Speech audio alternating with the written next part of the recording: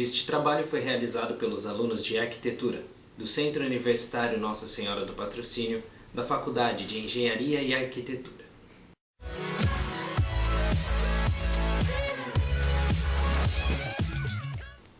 Trata-se de uma pesquisa referente ao Centro Histórico do Rio de Janeiro. Nessa pesquisa abordaremos toda a história da capital carioca, desde sua fundação, crescimento, transformações urbanísticas, configurações arquitetônicas e estilos históricos presentes, além de uma análise da conservação dos monumentos históricos, que são importantíssimos para a nossa história, conhecimento e cultura. As edificações históricas que escolhemos para a pesquisa são a Biblioteca Nacional do Brasil, o Mosteiro de São Bento, o Museu Nacional de Belas Artes, o Teatro Municipal do Rio de Janeiro, Edifício Gustavo Capanema e Fortaleza de São João. Em todas as pesquisas nós associamos a sua trajetória, a sua arquitetura, as técnicas construtivas, o projeto arquitetônico e identificamos o uso atual e a atuação do IPHAN nos mesmos. A história do Rio de Janeiro inicia no ano de 1502, quando chegou a primeira expedição portuguesa à Baía de Guanabara, cuja missão era explorar e conhecer a costa brasileira.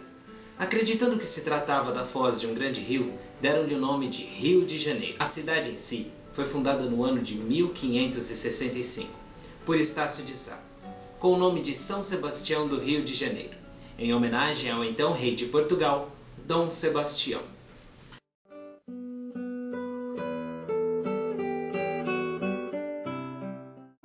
Com diversas riquezas além do mar, mais tarde vieram outras expedições portuguesas e também outras invasões que estruturaram a cidade de um modo geral. Quando ocorreram as invasões, houve algumas reações por parte da coroa portuguesa. A priori, enviaram algumas forças militares comandadas pelo então governador-geral do Brasil, Mendes Sá. Após alguns anos e estar sob o comando do capitão Estácio de Sá, foram enviadas mais forças que chegaram para de fato fundar a cidade do Rio de Janeiro, em 1º de março de 1565, dando início a uma nova guerra contra os invasores que ao local haviam retornado. Foram anos de transformações desde o momento em que a cidade fora criada. Anos de história que desempenharam e desempenham um papel de importância crucial na história da cidade e principalmente na história do Brasil.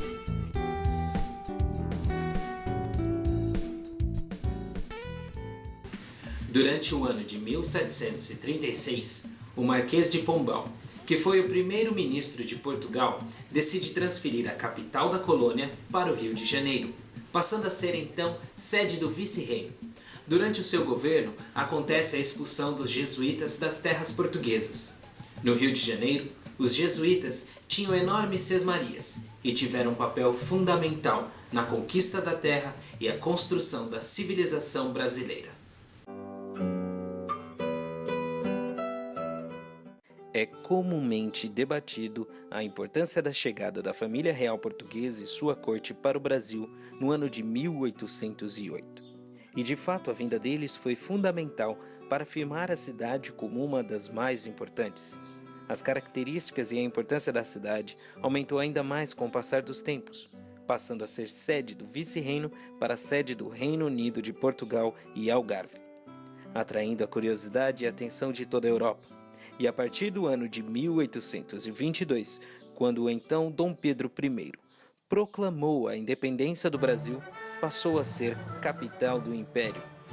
Durante o segundo reinado de Dom Pedro II, o Rio de Janeiro passou por uma fase de grande progresso e desenvolvimento em todos os setores.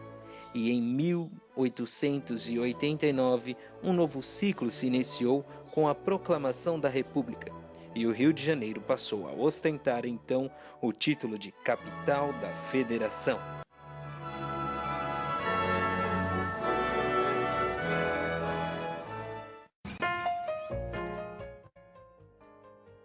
O Rio de Janeiro foi sede do governo brasileiro por quase 200 anos. A cidade ganhou status de capital federal em 1763. Até então, o governo estava sediado em Salvador.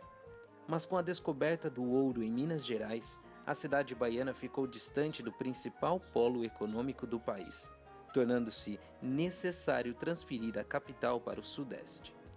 Poucos anos depois, começaram debates sobre uma nova transferência da capital, que deveria sair do litoral e ir para o interior do Brasil. A cidade se manteve como capital da República por um longo tempo. Título este que foi mantido até o ano de 1960, quando então a sede do governo federal foi transferida para Brasília.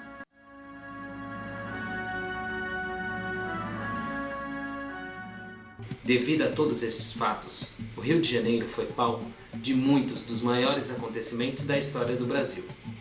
Fatos estes que marcaram época, que foram memoráveis e de grande importância na história do país.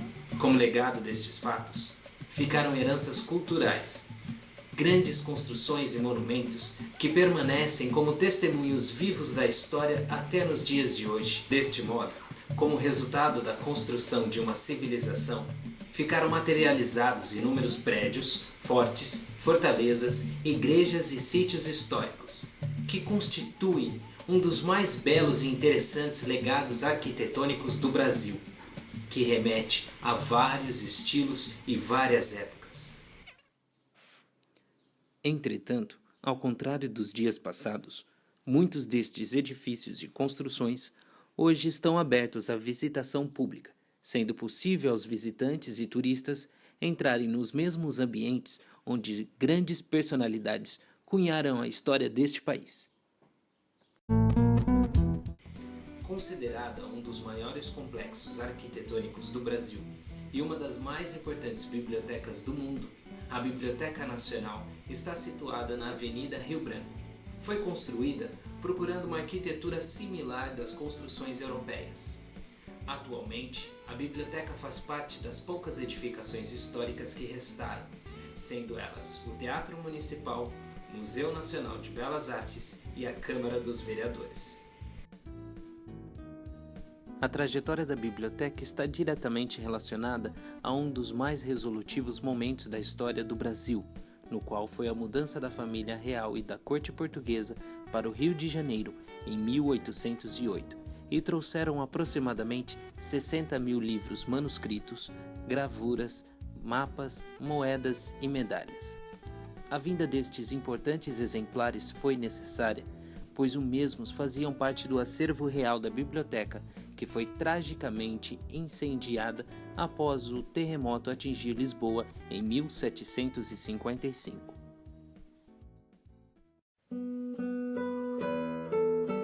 O acervo ficou acomodado no andar superior do Hospital da Ordem Terceira do Carmo, em 1810, e na Rua do Passeio, no Largo da Lapa, em 1858. Construída por intermédio do arquiteto Francisco Marcelino de Souza Aguiar, e com o projeto do francês Hector Pepin, em 1910 foi finalmente inaugurada a Biblioteca Nacional, trazendo as características da arquitetura eclética e muitos detalhes neoclássicos. A necessidade de ter uma biblioteca de tamanha proporção foi a fim de comportar todo o acervo que havia crescido de maneira expressiva, com a ajuda de doações e aquisições. A arquitetura da Biblioteca Nacional é diferente quando comparada com todo o conjunto arquitetônico e cultural da Cinelândia, pois os mesmos têm uma arquitetura eclética, enquanto a biblioteca apresenta um estilo eclético e muito influenciado pelo neoclássico. O engenheiro Francisco de Souza Aguiar foi o grande responsável pela elaboração do projeto em 1905. 5 anos depois, a obra ficou pronta.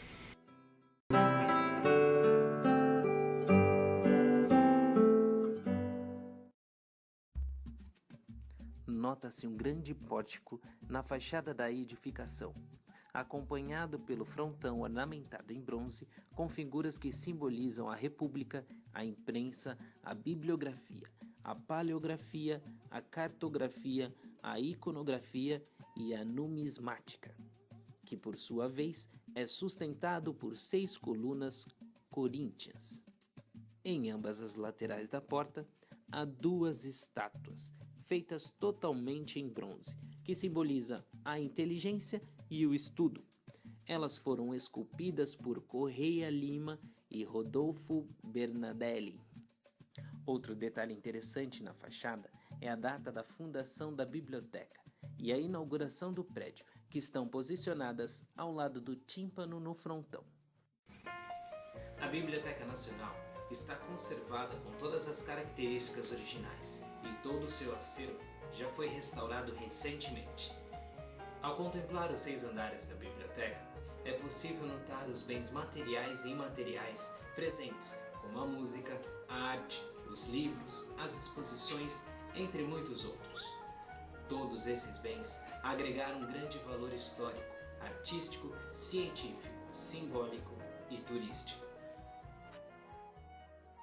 Localizada no centro histórico da capital carioca e construído há mais de 4 séculos, o Mosteiro de São Bento, junto com a igreja a ela anexa, a Abadia de Nossa Senhora do Montserrat, são considerados uma das mais importantes e belos monumentos arquitetônicos do Rio de Janeiro. Tombado pelo IPHAN em 1938, o Mosteiro de São Bento exibe uma arquitetura harmoniosa e já foi tido como um dos mais contrastantes no cenário do Rio de Janeiro até o início do século XX, tornando-se algo totalmente inédito, servindo como ponto de referência e estava presente em muitos panoramas da cidade. Em sua época de construção, século XVII, o mosteiro e a igreja eram o maior empreendimento que já havia acontecido na cidade.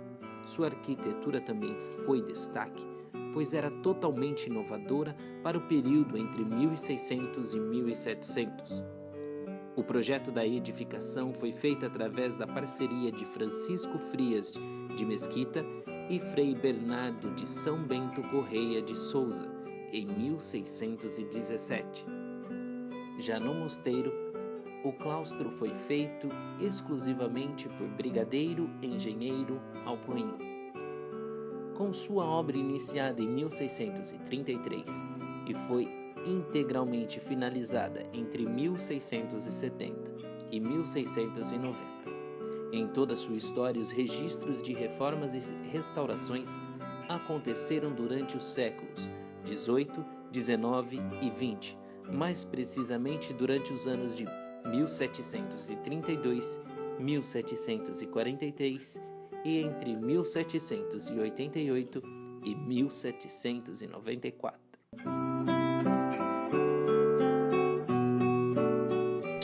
No entanto, salientamos que o seu entorno é atualmente cercado por edifícios verticalizados, fazendo com que o mosteiro, que até então era um símbolo e servia como ponto de referência para a cidade, passasse a ficar escondido entre os arranha-céus modernistas.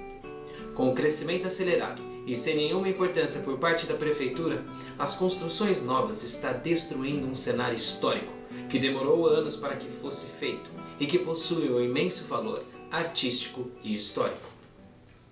Um detalhe que deixou a arquitetura imponente é a Galilé, sob o local coro alto, que apresenta 3 arcos.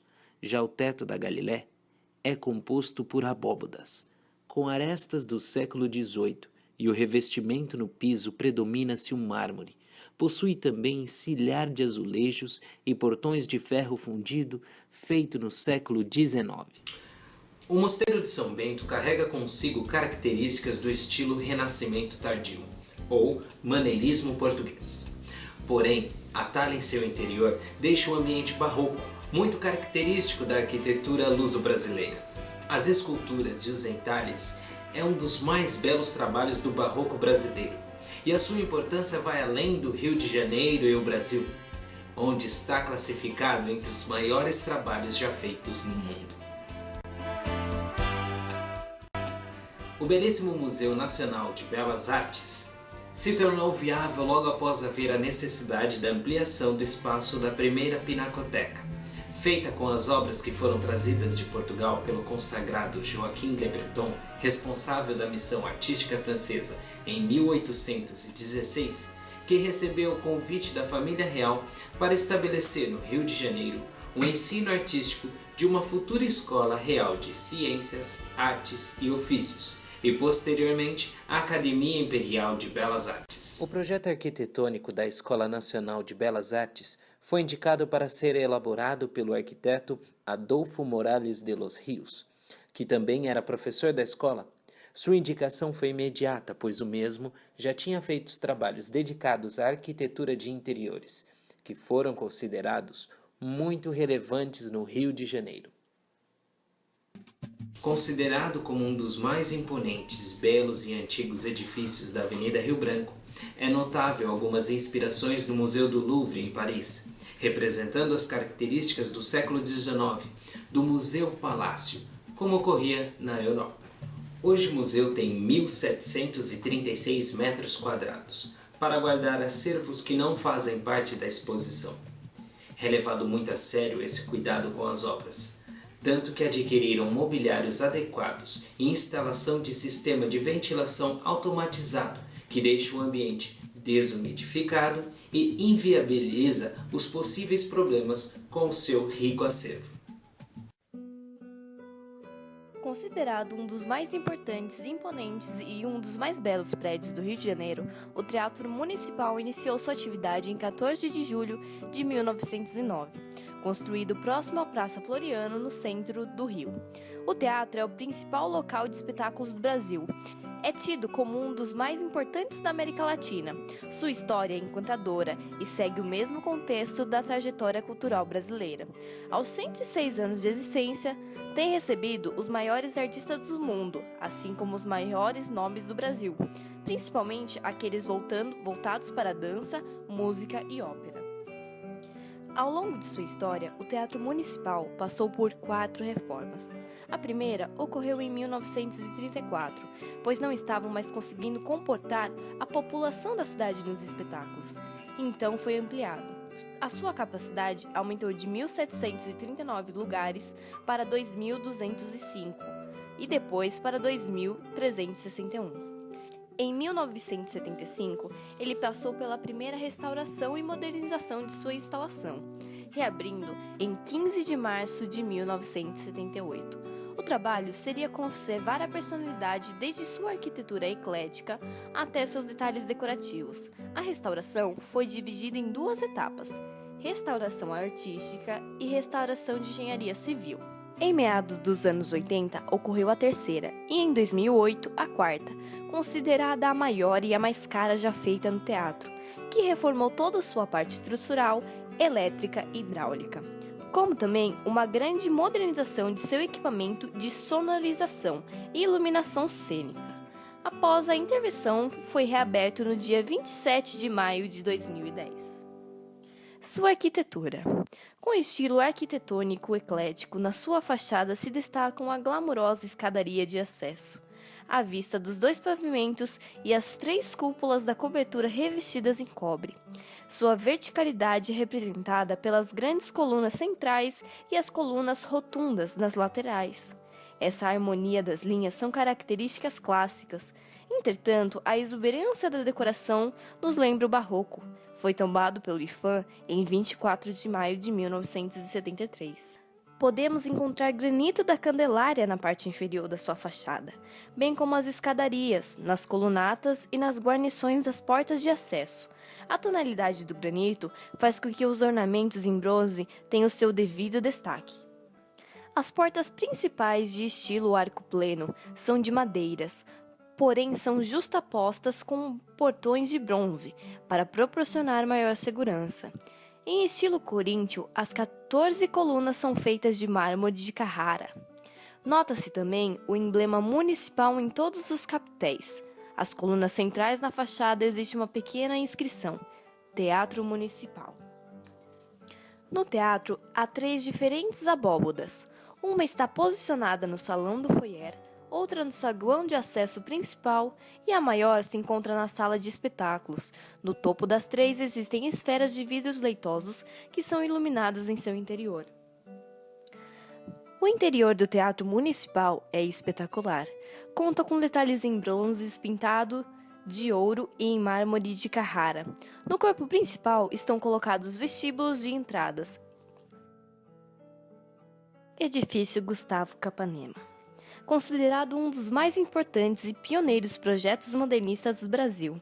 A história do edifício Gustavo Capanema teve seu início em 1935, quando foi promovido um concurso para a elaboração de projetos para a nova sede do Ministério da Educação e Saúde.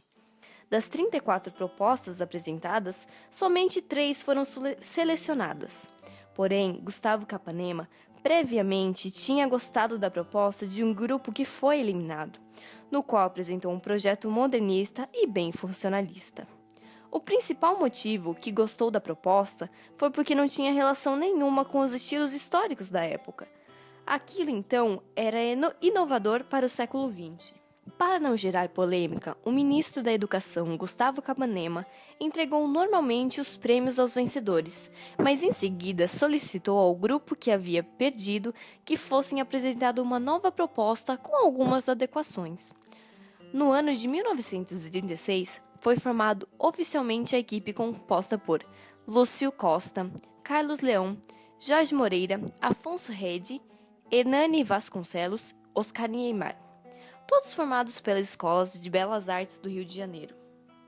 Eles se basearam em um croquis manifesto de que Le Corbusier fez antes de deixar o Rio de Janeiro, resumindo seus pensamentos modernistas. A partir daí, os arquitetos foram dando forma ao projeto, levando em consideração os 5 preceitos que se resume a arquitetura modernista: terraço-jardim, fachada livre, pilotis, janela em fita e planta livre. Um dos maiores nomes e pioneiros do paisagismo, Roberto Burle Marx, recebeu o convite para voltar ao Rio de Janeiro para projetar os jardins do palácio. Com todas suas formas sinuosas de expressar belíssimas composições de paisagismos com características tropicais.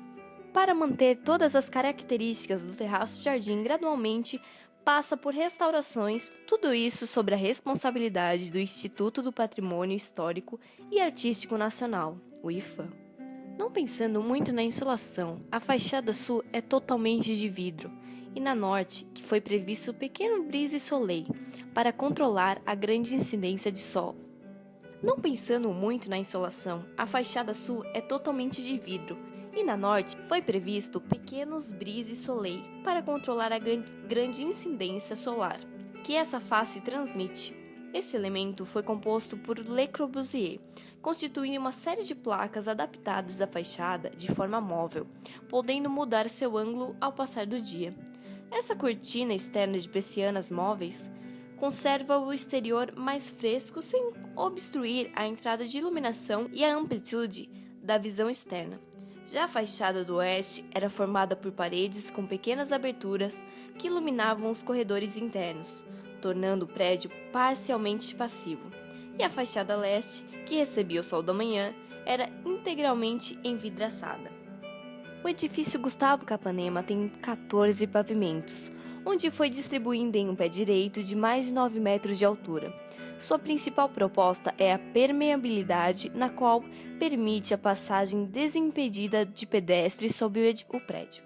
O edifício Gustavo Capanema foi o primeiro prédio moderno no Brasil a seguir os princípios da arquitetura sugerida por Le Corbusier. Niemeyer fez o uso da fachada de vidro e as janelas de fita. O ISPAM, atualmente o IFAM, foi muito ágil na preservação do prédio do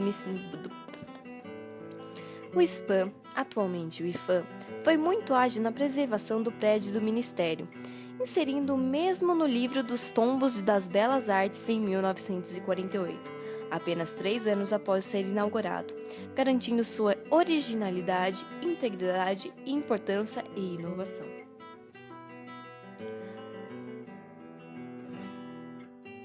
A grande fortaleza de São João foi concebida à cidade do Rio de Janeiro em meados do século XVI, por necessidade de proteger e conservar as suas terras.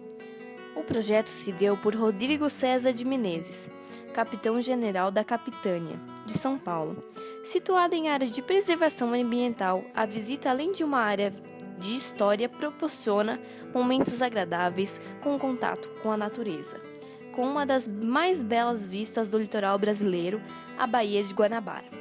Os materiais de construções eram produzidos com matéria-prima obtido junto à própria fortaleza, como pedras utilizadas nas paredes, muralhas e alvenarias em geral, extraída dos costões da ilha. A madeira, oriunda das matas vizinhas, as telhas trazidas de cerâmica próximas e cal, produzidas das conchas e de moluscos, queimadas nas caineiras da região. Antiga instalação militar, com baterias de canhões dentro dos limites do sítio histórico de Fortaleza de São João. Passa a ser atualmente concebida a Diretoria da Pesquisa de Estudos de Pessoal e a Escola Superior de Guerra, na Baía de Guanabara. Na encosta da Urca, a fortaleza é construída buscando os diversos fatores: custo, prazo de execução, recursos que a natureza fornecia e as técnicas construtivas, sendo a distribuição geográfica a de maior influência para o projeto. Os materiais, como blocos de pedra, eram ligados por argamassa de cal. O seu travamento era por meio de ligaduras de pedra que atravessaram a parede a toda espessura, de madeira ou de ferro, que impedia o esborramento lateral das paredes.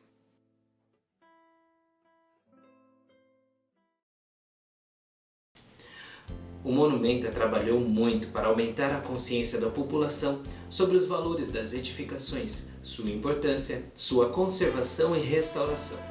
E hoje, a grande maioria estão em bom estado de conservação, mas não são todos. Para evitar que isso ocorra, a Prefeitura deveria propor novas funções para os bens, e para não deixá-los assim sem uso e, consequentemente, se deteriorarem. Conheça o Rio de Janeiro. Não somente visite esta arte, faça parte dela.